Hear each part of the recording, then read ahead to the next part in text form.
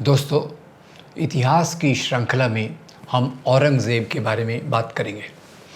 अब औरंगज़ेब के बारे में पहले तो उसके निजी जीवन के बारे में ये बात प्रचलित है कि वो अपने खुद के भोग विलास पर, लग्ज़री पर वो खर्चा नहीं करता था। ज़्यादातर राजा खुद के भोग विलास के लिए, खुद की सहूलियतों के लिए राज्य सत्ता के पैसे का इस्तेमाल करते थे। औरंगज़ेब का नियम था कि उसके खुद के जीवन के लिए वो दो काम करता था। एक तो कहा जाता है कि वो टोपियाँ सीता था और दूसरा कुरान, उस समय तो प्रिंटिंग प्रेस था नहीं, तो कुरान को वो हाथ से लिखता था और कुरान की जो प्रति थी उसको बेचकर उधर उसका जीवन भरण होता था। ये बात में काफ़ी सच्चाई है। दूसरी बात, औरंगज़ेब और दारा शिकोह का संघर्ष। अब ये बात निश्चित है कि औरंगज़ेब एक ऐसे प्रकार का मुसलमान था जो मौलानाओं के प्रभाव में था, जो थोड़ा सा कट्टर था, जो अपने तथाकथित धर्म के रास्ते पर चलने की बात कर रहा था। उसके विरोध में दारा शिकोह था। दारा शिकोह एक उदार मतवादी था जो सूफ़ी संतों को ज़्यादा आदर देता था, भक्ति संतों की आदर करता था, जिसने यहाँ के उपनिषदों का अनुवाद पर्शियन में करवाया। ये तो दो ही अलग प्रकार के राजकुमार थे।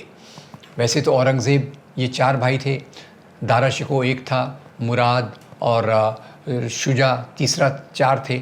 अब उस समय क्या होता था कि कोई भी राजा तो कोई चुनाव से आते नहीं है। कई बार जो मरने वाला राजा है वो अपना उत्तराधिकारी घोषित करता था, पर ज़्यादातर अगर एक से ज़्यादा भाई हों तो उनमें सत्ता के लिए संघर्ष होता था। और आप जानते होंगे सम्राट अशोक ने भी सत्ता पर आने के लिए अपने कई भाइयों का खून करवाया। अभी पड़ोस के देश नेपाल में राजा ज्ञानेंद्र ने अपने पूरे भाई के परिवार को मौत के घाट उतार दिया। तो खैर, जहाँ तक दारा शिकोह का सवाल है, उसको लड़ाई का ज़्यादा अनुभव नहीं था।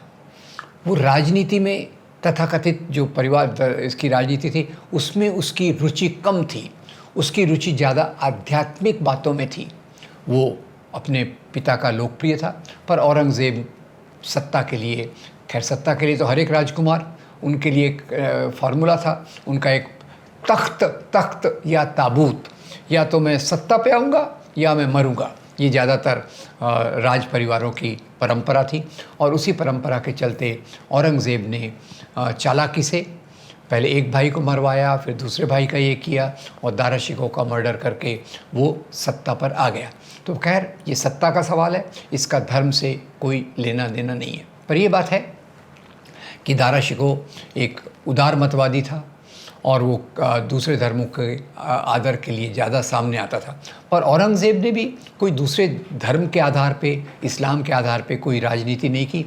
उसने अपने राज्य के 28 साल के बाद जज़िया लगाया। अगर उस इतना कट्टर होता तो शुरू से ही जज़िया लगाता, वगैरह वगैरह। उसकी तारीफ़ की बात करने की कोई ज़रूरत नहीं है। वो हो सकता है उसने सबसे लंबे पीरियड तक राज किया। और ये भी बता दूं कि औरंगज़ेब में बहुत सारी बुराइयां रही होंगी, पर जहाँ तक भारत का जीडीपी उस समय दुनिया के जीडीपी में बहुत ऊपर चला गया था। अब जहाँ तक औरंगज़ेब और बहादुर शाह ज़फ़र का सवाल है, बहादुर शाह ज़फ़र भी एक राजा थे जो इस देश को हिंदुस्तान कह के बुलाते थे और उनकी सत्ता भले ही कमज़ोर हो गई थी, पर वो एक अंग्रेज़ों के ख़िलाफ़ रिबेलियन का एक प्रतीक बन गए थे। और उसी के चलते यहाँ जब रिबेलियन हुआ, विद्रोह हुआ, तो ज़्यादातर राजाओं ने बहादुर शाह ज़फ़र को अपने लीडर के रूप में मनोनीत किया और उन्होंने अपने लीडरशिप स्वीकार की।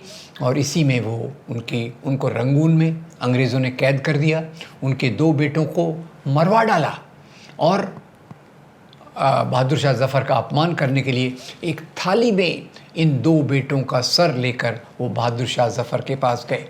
आप समझ सकते हैं कि बहादुर शाह ज़फ़र ने उस समय भी कहा कि हम अपने वतन के लिए देशभक्त रहेंगे और अंग्रेज़ों की सत्ता का विरोध करते रहेंगे। तो जहाँ तक औरंगज़ेब का सवाल है, वो भी एक राजा था, उसमें भी कुछ कमज़ोरियाँ थी, थोड़ा कट्टरपन था, उसने सत्ता के लिए बहुत चालाक भी था वो, और और तो और मैं केवल ये नहीं कहना चाहता कि एक महान राजा था।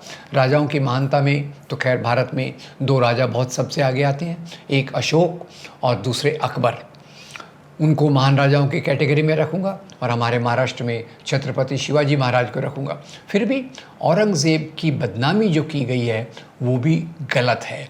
उसने जो भी नीतियाँ लगाई, अगर काशी में विश्वनाथ के मंदिर को तोड़ा तो गोलकुंडा में उसने मस्जिद को भी तोड़ा।